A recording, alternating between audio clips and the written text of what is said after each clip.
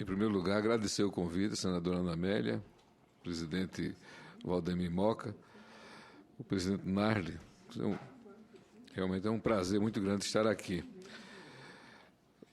Eu preparei uma apresentação, mas tudo que eu preparei eu já mandei recolher, porque todos fizeram exposições na mesma linha. Então, eu vou aproveitar essa oportunidade para falar de duas coisas que eu considero importantíssimas.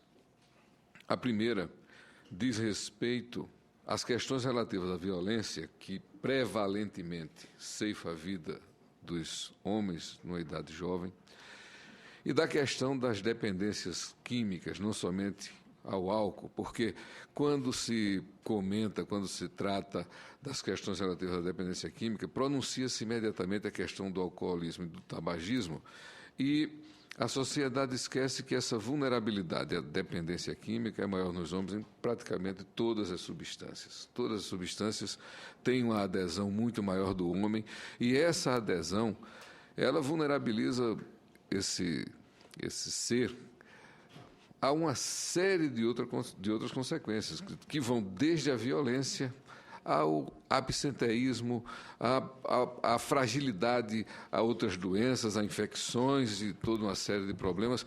E nós precisamos dar ênfase a isso. Precisamos tratar da questão da dependência química com um foco voltado também para as razões pelas quais os homens fazem uma adesão maior, são muito mais aditos do que as mulheres. E uma questão muito séria é que, quando você trata da questão da dependência química, o glamour sempre aparece nas propagandas pronunciando. Se for no tabaco, como antigamente se apresentava, você via um carro de Fórmula 1 correndo, um esportista escalando uma montanha, tudo em contradição com os princípios de uma vida saudável. E hoje, quando nós vamos observar as propagandas do álcool, porque as outras drogas continuam, eu espero que continue sendo proibida, estão querendo liberar a maconha faz tanto mal quanto qualquer outra substância ilícita, glamouriza o homem. É o homem quem aparece e é para o homem que se vende essas substâncias.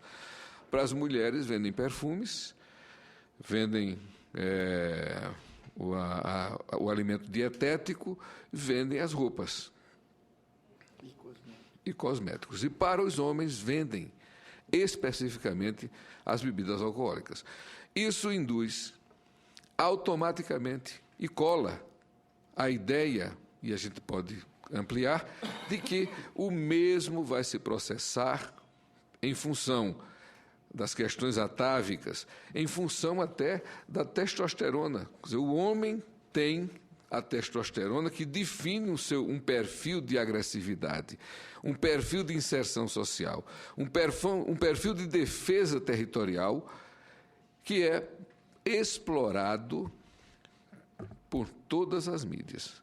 Então, se nós quisermos atacar esse viés, nós temos que tirar o glamour daquelas expressões midiáticas que realmente aparecem. E aí é muito difícil porque a lei brasileira ampara a livre criatividade. Mas eu acredito que a gente pode se contrapor a isso fazendo encaminhamentos que contradigam o glamour do consumo de drogas, o glamour do consumo de álcool e outras substâncias liberadas, como, por exemplo, o tabaco.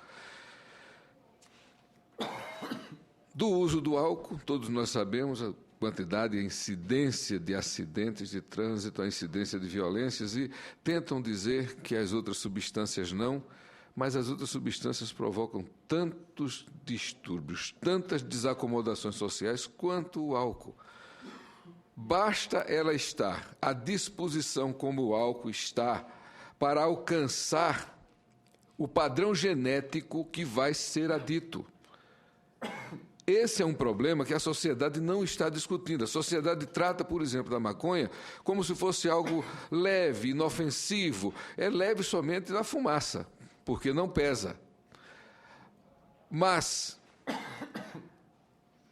para causar danos ao indivíduo que vai e tem o perfil para se tornar dependente, ela é tão grave como qualquer outra substância análoga. Então, nós precisamos ter na nossa cabeça que o mundo está dividido, de fato, entre homens e mulheres, e que as expressões midiáticas, elas privilegiam exatamente essa questão de gênero. Se quer vender para o homem, vendem uma imagem. Se quer vender para a mulher, vendem uma outra imagem.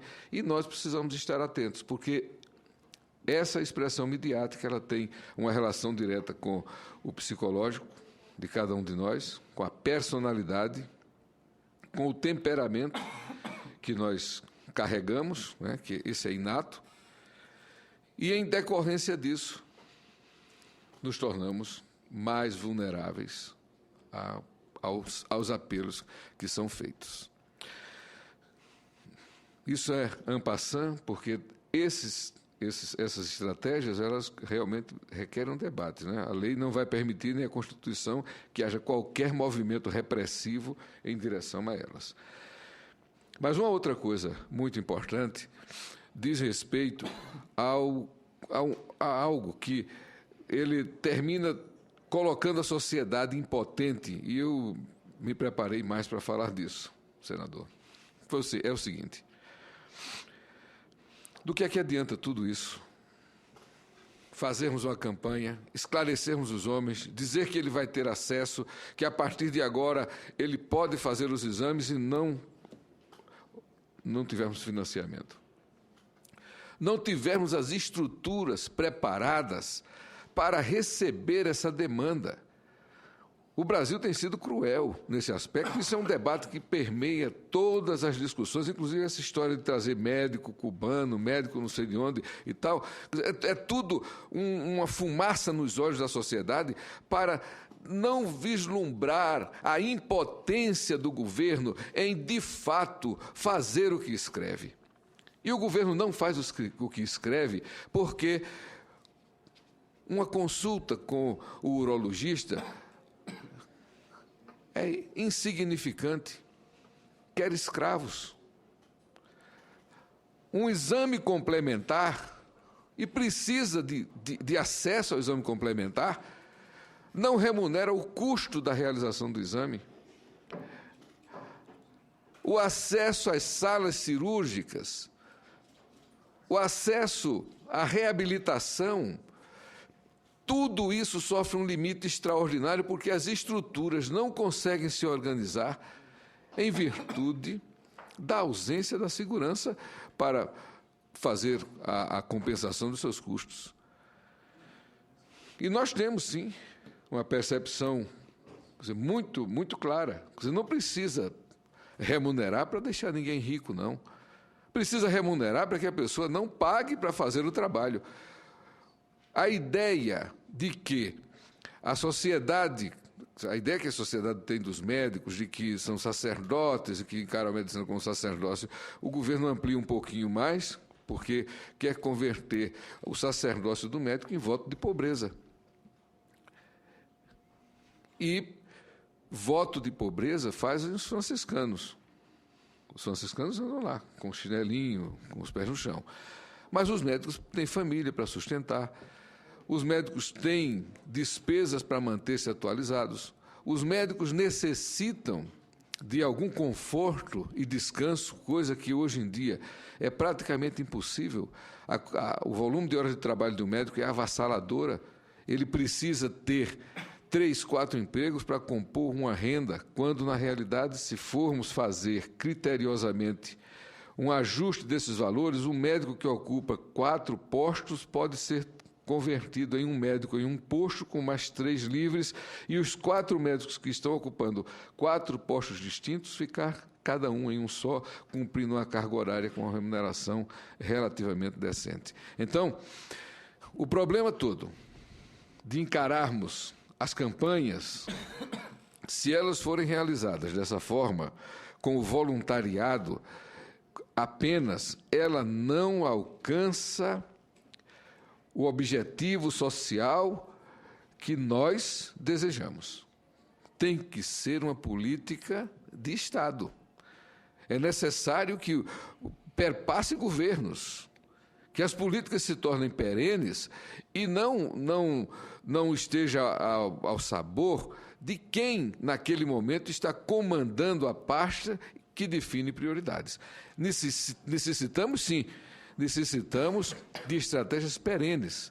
E o Conselho Federal de Medicina, ele tem se envolvido nessas discussões, dizendo: nós somos parceiros, nós queremos estar presentes, nós queremos acompanhar e sugerir. Nós queremos fazer em conjunto. Nós não temos nada de adversidade, nada contra o governo, quer seja A, quer seja B. A gente tem atitudes contrárias àquilo que nós acreditamos que vai afetar a medicina e a segurança da assistência ao povo brasileiro.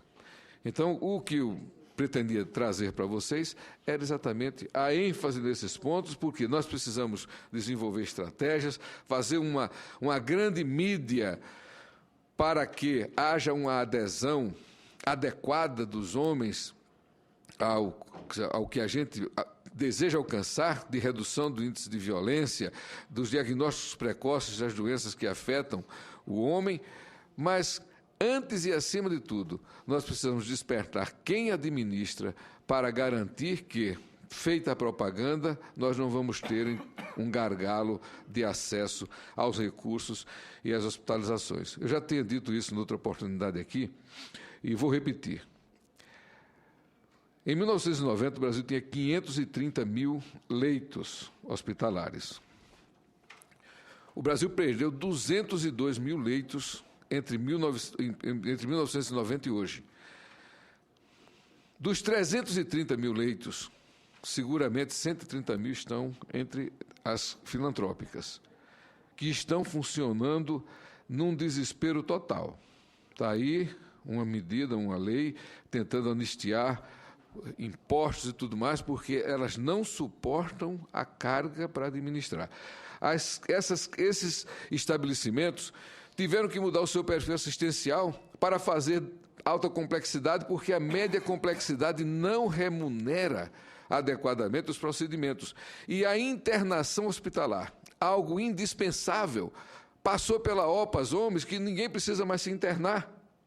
A OPAS Homens é quem direciona essa estratégia. Não precisa internar as pessoas doentes, trata o mais rápido possível, manda para casa e ele continua o tratamento em casa.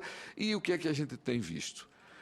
Os 200 mil leitos que sobram, que são públicos, estão numa rede sucateada, mal remunerada, mal administrada, que é a rede pública, nos municípios. Eu falo isso com propriedade, com autoridade, porque eu fui presidente do Conselho Regional de Medicina de Alagoas e fiz um trabalho de inspeção anual. Cheguei a fazer 1.000 inspeções num ano em Alagoas, entre PSF e hospitais, para ver exatamente essa conjuntura. E nós chegávamos nos hospitais no interior do estado com 40 leitos, 5 ocupados, enquanto isso as emergências, os hospitais de melhor porte e qualidade de assistência, superlotados em virtude da ineficácia dessa rede que está instalada, está no CNES, mas não funciona. Tudo isso acontece exatamente por quê? Porque não tem um financiamento correto, nem uma estratégia definindo que papel esses estabelecimentos vão cumprir na conjuntura assistencial nacional. E aí, se nós fizermos uma propaganda massiva da prevenção, nós vamos ter que antes construir uma infraestrutura para receber essa demanda e dar o andamento correto, inclusive com as cirurgias. Muito obrigado. Quero agradecer.